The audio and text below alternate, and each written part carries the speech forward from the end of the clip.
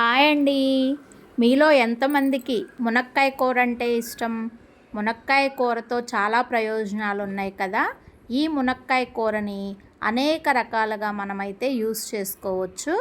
ఈరోజైతే నేను మునక్కాయ పచ్చిశనగపప్పు మసాలా కర్రీ అయితే చూపిస్తాను. వచ్చేయండి. ముందుగా మనం పచ్చిశనగపప్పును ఉడికించుకుని పక్కన పెట్టుకోవాలి.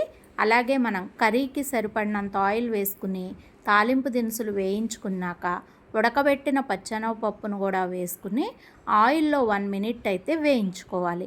ఆ తర్వాత మనం 3 ఆనియన్స్, 4 పచ్చిమిర్చి, అలాగే 3 మునక్కాయలు కూడా ముక్కలను తీసుకుని పసుపు ఉప్పు వేసి ఆయిల్లో అయితే మగ్గించుకోవాలి.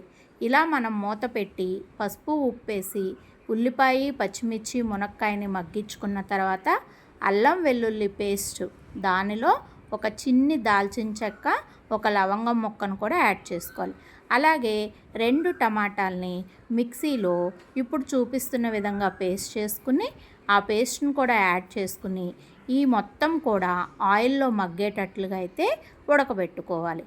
ఇలా ఉడికించుకున్న వాటిలోకి మనం సరిపడినంత కారాన్ని యాడ్ చేసుకుని ఈ మాదిరిగా అయితే ఫ్రై చేసుకోవాలి. ఆనియన్స్ చక్కగా ఫ్రై అయ్యి ఆయిల్ బయటకు వస్తున్న టైంలో మనం కర్రీకి సరిపడినంత వాటర్ని అయితే పోసుకుని మనమైతే మూత పెట్టుకుని ఈ మసాలా అంతా కూడా ముక్కలకు పట్టేటట్లుగా అయితే ఉడికించుకోవాలి.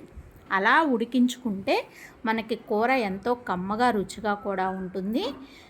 ఈ మాదిరిగా మనకు ఆయిల్ బయటకు వస్తుంది అంటే మనకి పర్ఫెక్ట్గా కూర రెడీ అయినట్లే.